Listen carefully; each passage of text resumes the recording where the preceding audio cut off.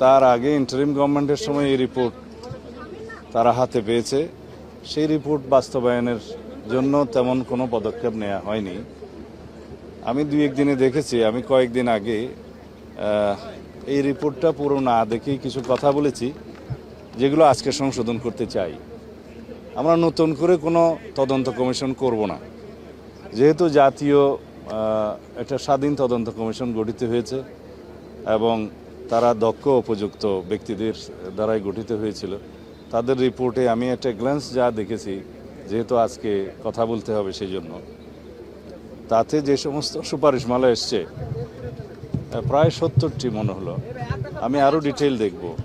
সেই সুপারিশমালার অনেকগুলো বাস্তবায়নাধীন, আর বিচারাধীন যে মামলাগুলো আছে, কিছু আপিল পর্যায়ে আছে, কিছু অ্যাপিলেট ডিভিশনও হয়তো আছে।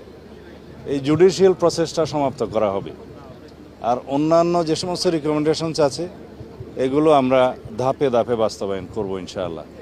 এবং শহীদ পরিবারদের এই জাতিকে আশ্বস্ত করতে চাই যে পিলখানা হত্যাকাণ্ডের যথাযথ বিচার করা হবে এবং ন্যায় বিচার নিশ্চিত করা হবে, যাতে এই জাতীয় কোনো ঘটনা আমাদেরকে জাতীয় জীবনে আর না দেখতে হয় ভবিষ্যতে। সেজন্য যে সমস্ত পদক্ষেপ নেওয়া জরুরি, সমস্ত পদক্ষেপগুলো আমরা নেব ইনশাআল্লাহ। বাংলাদেশের স্বাধীনতা সার্বভৌমত্বের প্রতি হুমকি ছিল একটি ঘটনা, এবং বাংলাদেশের সেনাবাহিনীকে আন্ডারমাইন করা বা দুর্বল করা এটা একটা লক্ষ্য ছিল। সেটা তাদেরই থাকতে পারে যারা বাংলাদেশের স্বাধীনতা সার্বভৌমত্বে বিশ্বাস করে না অথবা একটা দুর্বল রাষ্ট্র হিসেবে এই দেশকে দেখতে চায়।